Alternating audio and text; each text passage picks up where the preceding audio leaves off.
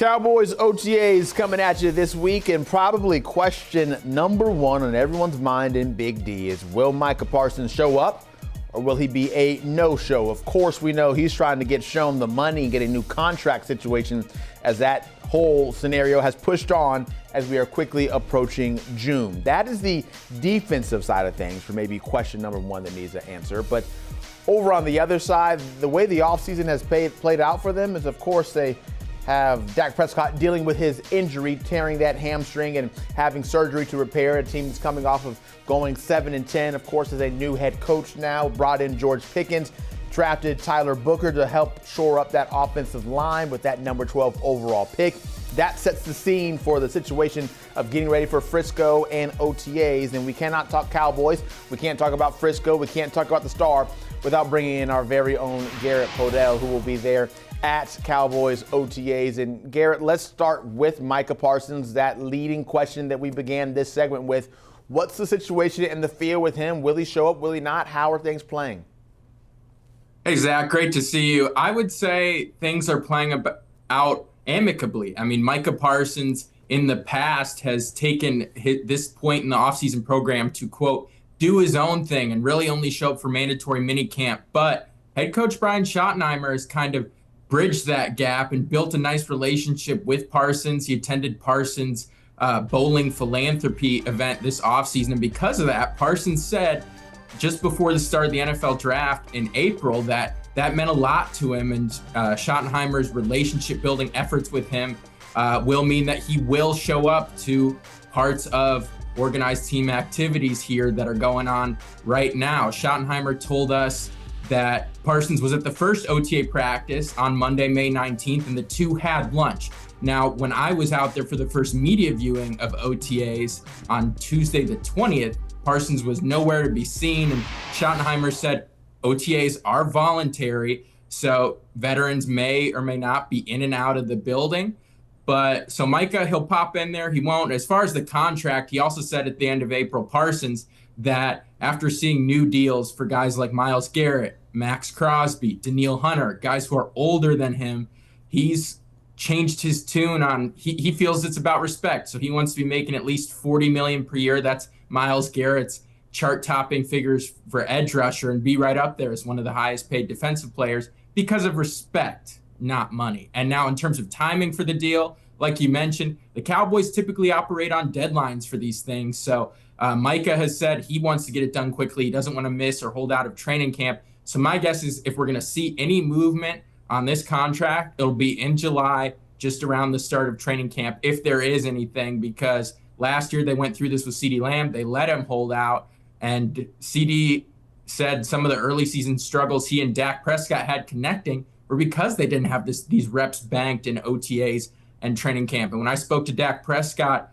after the second OTA practice, he said having CeeDee out here, it's night and day. So it's a big deal for the Cowboys to have their stars around in training camp. So clock's ticking for July in terms of when that Parsons deal could get done. Yeah, it can be about respect, but ultimately you show that respect by paying the money. So they certainly go hand in hand. Let's maybe look leg at leg and talk about Dak Prescott here. Maybe not a good pun there, but either way, we'll roll with it. How is he standing right now, and do you think he will get out there for OTAs and maybe show some action, or is he still going to rehab the injury? Dak Prescott is all go for OTAs minus the contact portion. So I saw him, you can see the footage there. He's looking good, rolling left, rolling right. He had the hamstring surgery in mid-November, and I spoke to kind of an independent physical therapist just to get his idea on his recovery. He said, yeah, Prescott is right on track for somebody 7-8 months removed from the procedure. And Dak said he's cleared for everything except contact. And he took most of the reps with the first team on Tuesday at the first media viewing of OTAs, their second practice, and he looked good, rolling left, rolling right, smooth, hitting guys down the sideline. So as far as where he's at in the offseason, he's right on track to play week 1 in Philadelphia on Thursday, September 4th. Not allowed to get hit for now, but no quarterbacks get hit this time of year. So he's progressing very nicely for Dallas, and they're all excited about that. Schottenheimer said Dak looks great.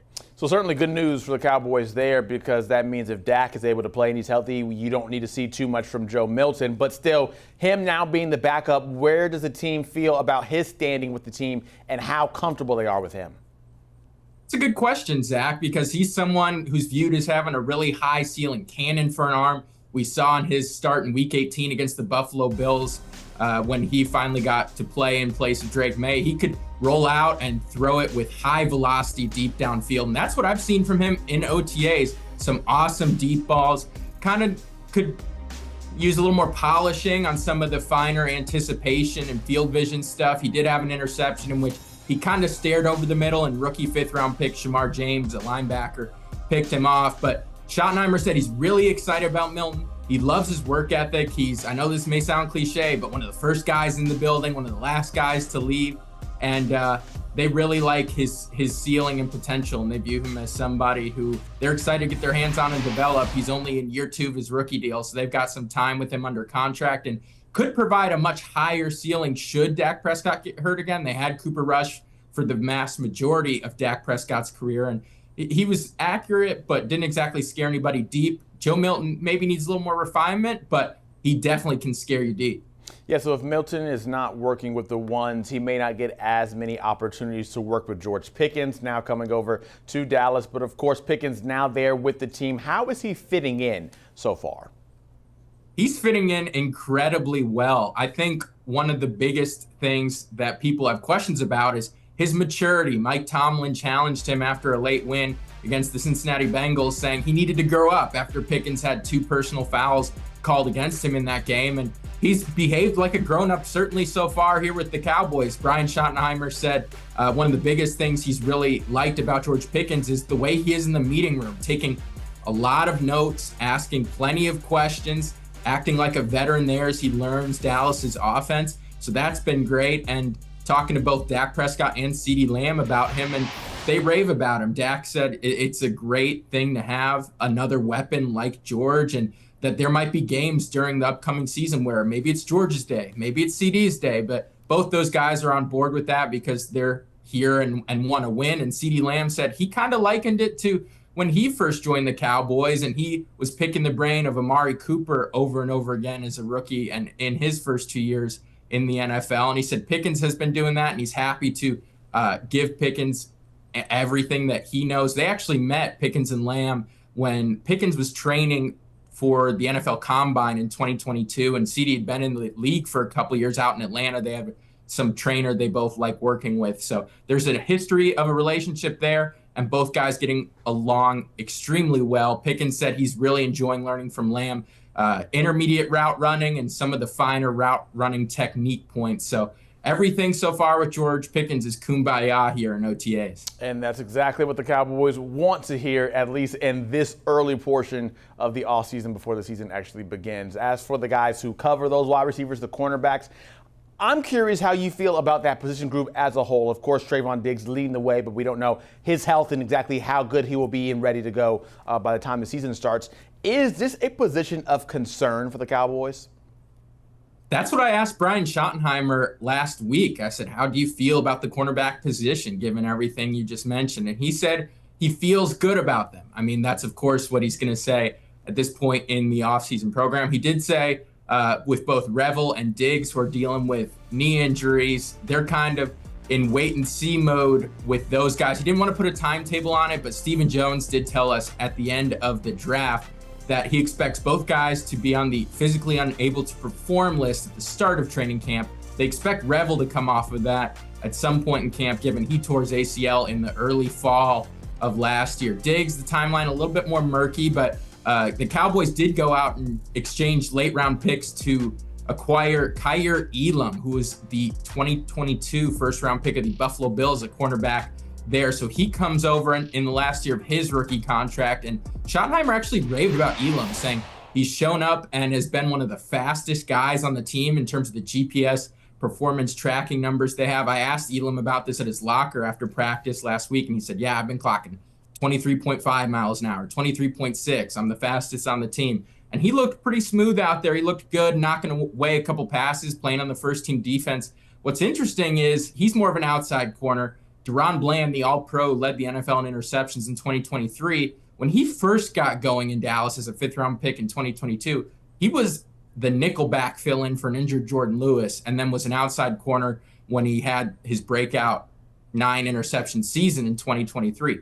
In OTAs here, they put Bland at times with first-team defense back in the slot because they've got Elam, who's more of an outside guy, and then Kalen Carson, a fifth-round rookie from last year's draft class. He's kind of more outside. So it'll be interesting to see how they rotate and deploy Bland, especially with him coming up here in a contract year. But certainly they like what they've seen from Elam so far. Bland is healthy, and then Diggs, Revel, kind of wait and see until training camp to really reassess their status for the start of 2025. Yeah, Elam, a guy coming out of college that had so much promise and still hasn't fully lived up to maybe all the expectations that we thought he would have when he left my Florida Gators. Let's talk one other cornerback potentially out there on the market, Jalen Ramsey. The Dolphins looking like maybe they would be willing to ship him off. Is this someone the Cowboys should maybe peek a look at and try to get in and make a trade for? It would make a lot of sense on paper, just purely from the on-field fit, given the injury question marks with Revel and Diggs. But Dallas kind of made their big swing of the offseason, trading multiple picks, including a third-round pick, to the Steelers to acquire George Pickens.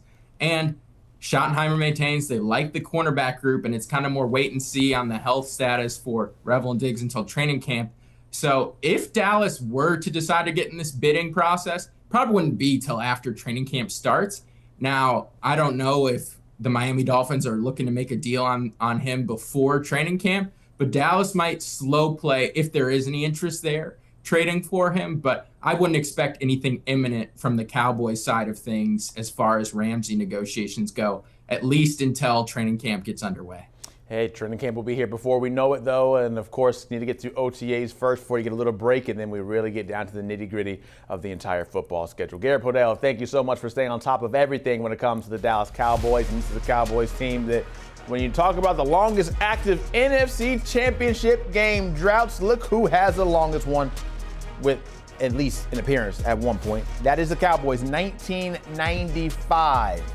Only drought that's longer in the AFC is the Browns in 89, Dolphins in 92, but it's been a lot of misery for Cowboys. They hope that maybe things can change up this year.